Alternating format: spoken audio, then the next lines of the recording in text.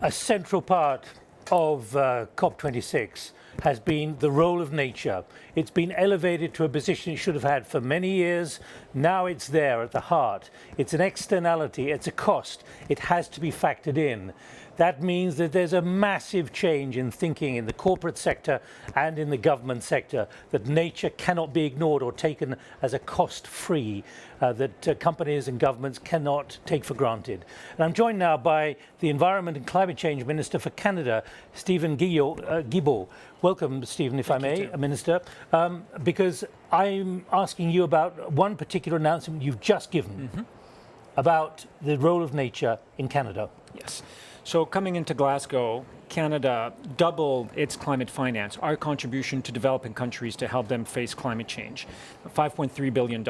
And what I announced today is that 20% of that, so more than $1 billion, will go to nature-based solutions that are helping us fight climate change. What does nature-based solutions mean, though, in your new government? Well, it means a range of different things, but one could think that things like protecting mangroves in certain countries, protecting boreal forest in other countries, or the Amazon, or the Congo Basin forest. So it's how do we protect nature in a way that also helps us achieve climate change goal, reducing the amount of climate change that we are seeing and we will be seeing around the world. What does money buy in this situation? I think, as you said in your introduction, for a long time, it was a bit of a bizarre process where we had a climate change track in terms of negotiations here at COP, the climate COP, and we had another track of negotiations and talking about biodiversity in the biodiversity COP, as if the ecosystem isn't interlinked. And now we are starting to have that conversation. So what that money will buy is the potential for countries that aren't contributors to global warming, but that have a great potential to help us take carbon out of the atmosphere and sink it in different kinds of ecosystems. But Minister, who spends the money actually? You give them the money, but who spends it to make sure this happens? Well, usually it will be done through multilateral agencies. The World Bank could certainly be one of them. The Global Environmental Fund, which is another United Nations organization. So there's various funds. Some countries will do it directly. That's not how we do it in Canada. We tend to work through these organizations. Now, you're 11 days in the job. That's correct. Before that, you were a government minister for 2 years. You went into Parliament in 2019. You've just had a general election. Not much change, although you got a new job. Exactly. Let me just put to you, how much was the issue of climate change, natural resources, nature, a central part of the election? Climate change has been, if not the #1 issue of our last 2 federal elections in Canada, certainly top 3. That's when I knocked on doors going into my riding downtown Montreal. That's the #1 thing that people were talking to me about. We've had we've fought elections and won elections in Canada on the issue of carbon pricing. Canada now has one of the most aggressive carbon pricing regimes in the world. It's a big issue, and the message we heard from Canadians during the last election was very clear. We want you, politicians, our leaders, our governments, to do more and to do it faster when it comes to dealing with climate change and protecting nature. Now, I'm reading from your press release, which was released a couple of hours ago, conserving carbon-rich natural areas. What does that mean in Alberta, with the tar sands, with the areas which are being exploited at the moment, which are carbon-rich natural areas? What view are you going to be taking of that? Well, we're playing catch-up when it comes to Canada's position. You're going to take a tough line, are you? We've already taken a tough line. We were the first country to announce that we would put a cap on the emissions of the oil and gas sectors. And we're an oil and gas producing nation. We're the 4th largest producer of oil in the world.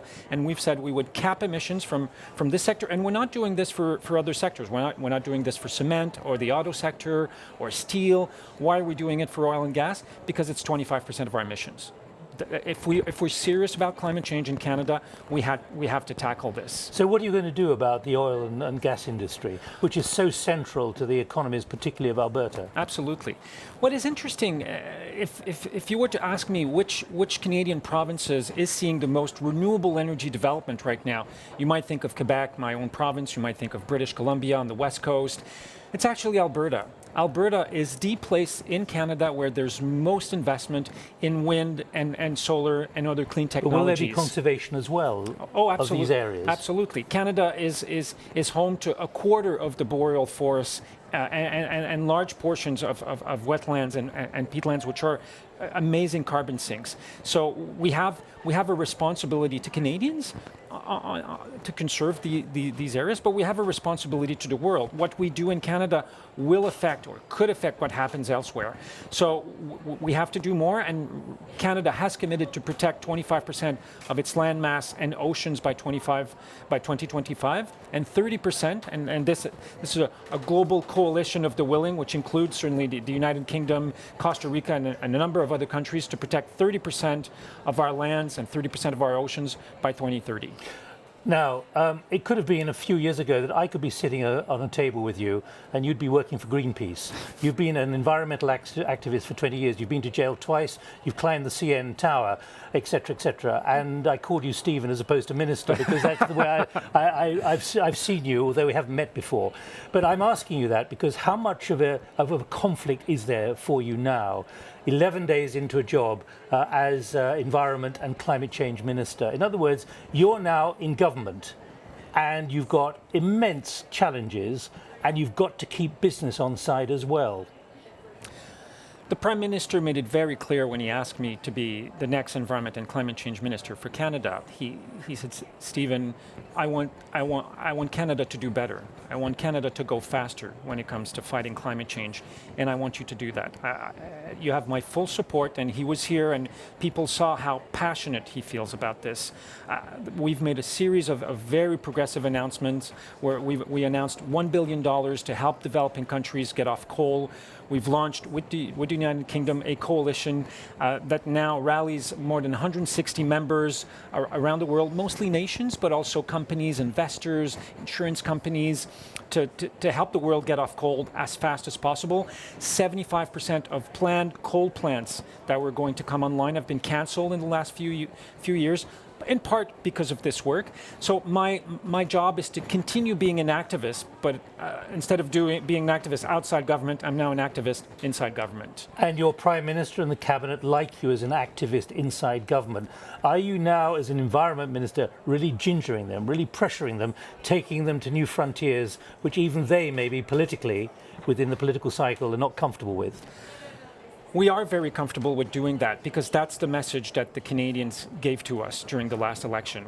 It's not something we've made up. Canadians told us, do better and do it faster, and that's the mandate that I have. Thank you very much indeed, Minister. Thank you, Tim.